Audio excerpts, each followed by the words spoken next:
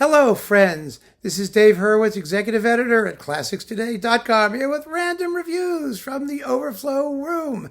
And working backwards through the alphabet, we just finished Ravel, Raltavara, and now I have 3 discs featuring composer, Polish, German, American composer Karol Rathaus, who was a refugee from Nazi Germany for the obvious reasons.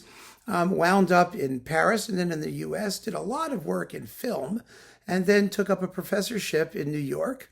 He taught at, I think, Queens College and also the Mannes School, and that's where he wound up until he passed away. His years were 1895 to 1954. He was a serious composer, quite a decent composer, I think, and the evidence is in these 3 discs, which are quite interesting. First, I have, something on Centaur. What is this? This is with those usual Slavic people, the Slovak Radio Symphony, the Janáček Philharmonic under Joel Eric Subin, his Suite for Violin and Orchestra, the Suite for Orchestra, and the Serenade for Orchestra, and the Polonaise Symphonique. These were composed in 1929, 30, 31, and 43. Now, stylistically, Rathaus began his life as quite a modernist. An atonal modernist type. And like so many of those people, he sort of loosened up as he got older. Not in the sense that he abandoned his modernist impulses, but he learned how to incorporate wider ranges of reference into his music, and he wasn't terribly dogmatic about it. And you can hear that in these 3 pieces. The violin soloist is, who is it? It's Dorota Andrzejewska, violin, and everybody plays quite well. Centaur, of course, is a label where people make recordings and then they pay the label to issue the recording. And some of them are variable, some of them are very good, some of them are less so. But this is a wonderful introduction to a neglected composer who was very rueful, actually, about his treatment as a composer. He was very friendly with Jascha Horenstein and Dmitri Mitropoulos and whatnot. And he said, well, here I am in New York. People know who I am, but they don't play my music, and I'm actually very happy here. He was not embittered. He was unhappy about the fact that his music didn't get played, of course, but he wasn't miserable. And some of his music was kind of miserable at the beginning, but it like I said, opened up later. This is a good case in point. This Koch disc, Koch International Classics, featuring the London Symphony under Joanne Falletta. The wonderful Joanne Falletta. This was recorded in they should have a year here somewhere, right? 1997. Wow. I always think of 1997 as like yesterday, but it's not. It's almost 30 years ago. Again, the Polonaise Symphonique. That's kind of his calling card, I guess, because it's short. It's like 3 minutes long or 5 minutes long. And his piano concerto from 1939. It says here 1967 for some stupid reason, but it was written in 1939. He completed it in New York. He got out of Germany. He was smart. He saw which way the winds were blowing, and he decamped in 1932 and wound up in the United States. It is a dark work, piano concerto. It's more like it's like Bartok, Prokofiev, Stravinsky, Tim Page said so at the premiere. He's in the notes here. That's why I mentioned those composers. But he's right. I mean, you hear that kind of modernist, dissonant piano writing, but it's recognizably not them. And it's a fine work, a gnarly work, but one that's really quite rewarding. Very well played here, by the way, by Donald Pirone, piano. He's really good. And then we have his Vision Dramatique from 1945, which is exactly what you think it is. It's kind of like a more listenable version of Schönberg's Begleitungsmusik zu einer Lichtspielszene, that accompaniment to a cinematographic sketch. It's just a big, angst-filled, turbulent thing. And it lasts, that's not terribly long. They left off the timing on that one in the back here. And then finally, we have his incidental music to Uriel Acosta, which is totally enjoyable incidental music, Baroque pastiche tunes, all the normal things we like in colorful, really colorful and tuneful incidental music. It's a good piece. It ought to get performed pretty frequently. It's not long here. It's like 5, 6, 10, 17, 18 minutes. Make a wonderful concert opener or something like that. It's a delicious four-movement suite. So that's definitely worth hearing. But of course, you have to find Koch records, and that God knows where those are or what happened to them.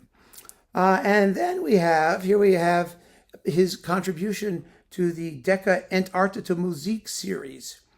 His music was declared Entartete by the Nazis. His first symphony, Opus 5, which is a big, turbulent, two-movement, 20 minutes each, polyphonically dense, experimental piece. And it's fun. It's fun to listen to. It's not easy, but it's fun. And then we have his ballet, Die letzte Pierrot, the last Pierrot, which is really kind of cool. The complete ballet is, let's see, 37 minutes, basically. And it's a ballet about, you know who Pierrot is at this point, don't we?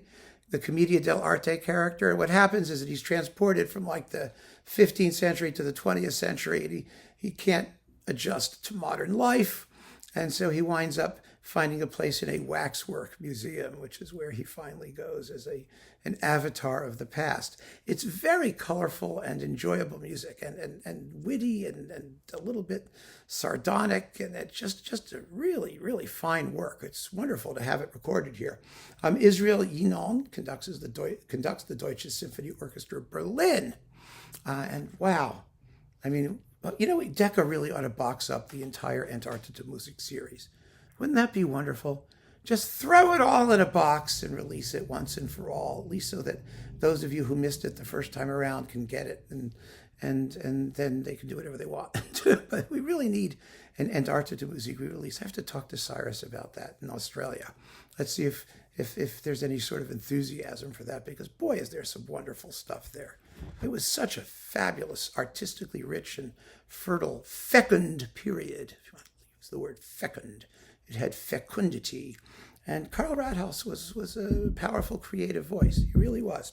And last but not least, turning all the way over to Denmark and really modern stuff, we have Carl Age Rasmussen. I don't know how you pronounce that in Danish. Age, I don't know whether the G's pronounced or not. I don't care. Carl Rasmussen, a really good contemporary composer who manages to be avant. He's an avant-gardist kind of, but also his music has wit and personality and character. You can read the review I wrote of this at classicstoday.com, of this particular album, which I've enjoyed several times since. There are 3 works here: Movements on a Moving Line, which is a tone poem with this evocative title. I like this title, Movements on a Moving Line. It makes you think about what's happening, but it's not like totally stupid. It doesn't have to say it's about something like trees, or whatever. It's an abstract work, but it's an abstract work that has evocative moments. Most of his music starts in a sort of, squeak bloop fashion, but then as it takes shape, you begin to hear things, wonderful things. His violin concerto, Sinking Through the Dream Mirror, has 3 movements: prelude and scherzo, passacaglia and rondo. At least the formal shape suggests things that guide your ear into what you're hearing. And you may hear the traditional form being worked out, you may not, but at least you know that there's something going on there, something meaningful. And I find the central movement, the passacaglia, a little bit on the lengthy side. It's a big work, 34 minutes, and about 10 minutes each, or 12 minutes in the case of the passacaglia. And so it does tend to go on, but it's serious writing. And there's a lot of content, especially in this last work, 3 Friends, from 1995. A toccata, a lamento, and a rondo. They're dedicated to Sven Nilsson, Hans Abrahamsson, and Per Norgard, respectively. And there are all kinds of little tchotchkes in here that will grab your attention. I mean, the scoring is very bright. It's very luminous. There's a lot of high-pitched stuff. This is for a sinfonietta, for a chamber orchestra. But of course, there's mallet percussion and celestas and glockenspiels and things, and all kinds of light, bright sounds. And it's really worth digging into and spending some time with. The recording is on Da Capo. It's with the Esbjerg Ensemble under Ole Schmidt, the wonderful, redoubtable Ole Schmidt. It's wonderful to see him popping up too. This was recorded in 1998. And this is a guy worth paying attention to, I think. I really do. So thank you for joining me. Keep on listening. Wasn't this fun? Interesting music. It's not all Ravel. It's what we've been doing lately for the most part. Take care.